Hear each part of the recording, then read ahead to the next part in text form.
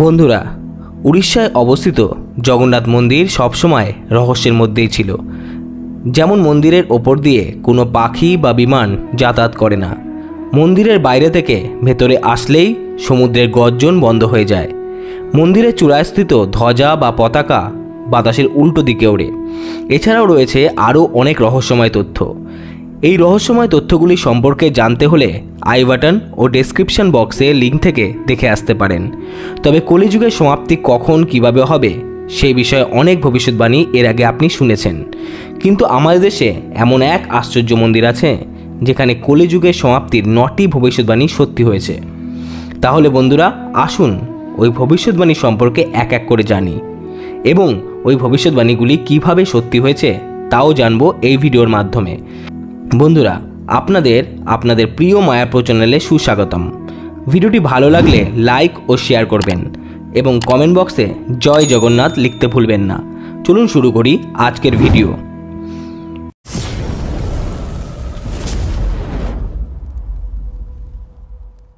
ভারতের 4টি ধামের মধ্যে পুরীর জগন্নাথ মন্দিরের রহস্যের অন্ত নেই।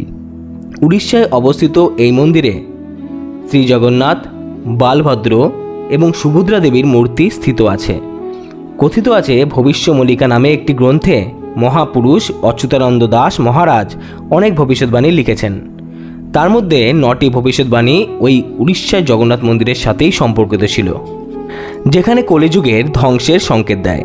স্বামী অচ্যুতানন্দ দাস মহাশয়ের প্রথম ভবিষ্যৎবাণী ছিল, যখন কলিযুগ ধ্বংসের পথে থাকবে তখন ভগবান অর্থাৎ জগন্নাথ দেবের অপমান শুরু হবে। মানুষেরা ধর্মের উপর প্রশ্ন করতে শুরু করবে এবং মন্দিরে চরম অনাচার ছড়িয়ে যাবে।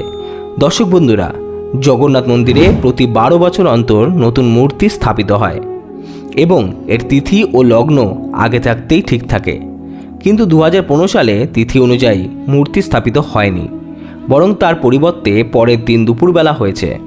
শোনা যায় সেবায়েতদের মধ্যে চরম অসন্তোষ দেখা যায় কিছু বিষয় নিয়ে এবং এই কারণেই এরকমটা ঘটেছে এবং এর ফলে মানা হয় জগন্নাথ দেবের ঘোর অপমান হয়েছে। দ্বিতীয় ভবিষ্যৎবাণী ছিল মন্দিরের পাথর নিয়ে।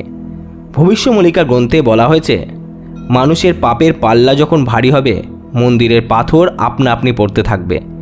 উড়িষ্যায় বসবাসকারীরাও এটাও বলেছেন যে বহুবার মন্দিরের পাথর আপনা আপনি পড়েছে এবং এই ঘটনাকে অশুভ সংকেত বলে তারা মনে করেন। তৃতীয় ভবিষ্যৎবাণী মন্দির চত্বরে কল্পবৃক্ষকে নিয়ে।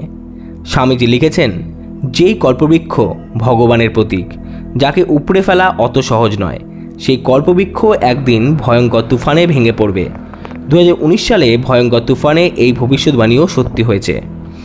চতুর্থ ভবিষ্যৎবাণী মন্দিরের চূড়ায় লাগানো ধ্বজা বা পতাকাকে নিয়ে।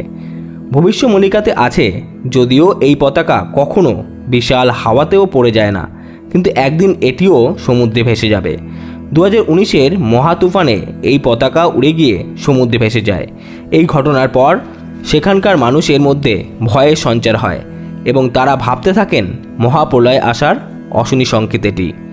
কিন্তু সত্যি, তারপর থেকে একের পর এক মহাপ্রলয় সমুদ্র উপকূলকে তছনছ করেছে। পঞ্চম ভবিষ্যৎবাণীতে বলা হয়েছে জগন্নাথ মন্দিরে স্থিত সুদর্শন চক্র নিয়ে। ভবিষ্যৎবাণীতে আছে, একসময় এমন আসবে প্রবল বায়ুপ্রবাহে এই সুদর্শন চক্র বেঁকে যাবে। ঠিক এমনটাই ঘটেছে আমফান নামক তুফানে। বন্ধুরা, সাধারণত যত জোরালো তুফানই হোক না কেন জগন্নাথ মন্দিরের চূড়াকে আঘাত করতে পারে না, কিন্তু এই ভয়াবহ ভবিষ্যৎবাণীও সত্য হয়েছে। ষষ্ঠ ভবিষ্যৎবাণীতে লেখা আছে, যখন বিনাশের সময় আসবে, মানুষ পাবে পরিপূর্ণ হবে, ধর্মের নামে অধর্ম চলবে, তখন জগন্নাথ দেবের মন্দিরের চূড়ায় স্থিত পতাকাতে আগুন লাগবে এবং আগুন লেগে ভস্মীভূত হবে এবং এরপর পৃথিবীতে মৃত্যুর হাহাকার শোনা যাবে। 2020 সালে যখন মন্দিরের পতাকায় আগুন ধরে তখন মানুষ বুঝতে পেরেছিল সামনে বিশাল প্রলয় আসতে চলেছে। বন্ধুরা, এরপরই আমরা দেখতে পাই ভয়ঙ্কর করোনা ভাইরাস পৃথিবীকে কিভাবে মৃত্যুপুরীতে রূপান্তরিত করেছে।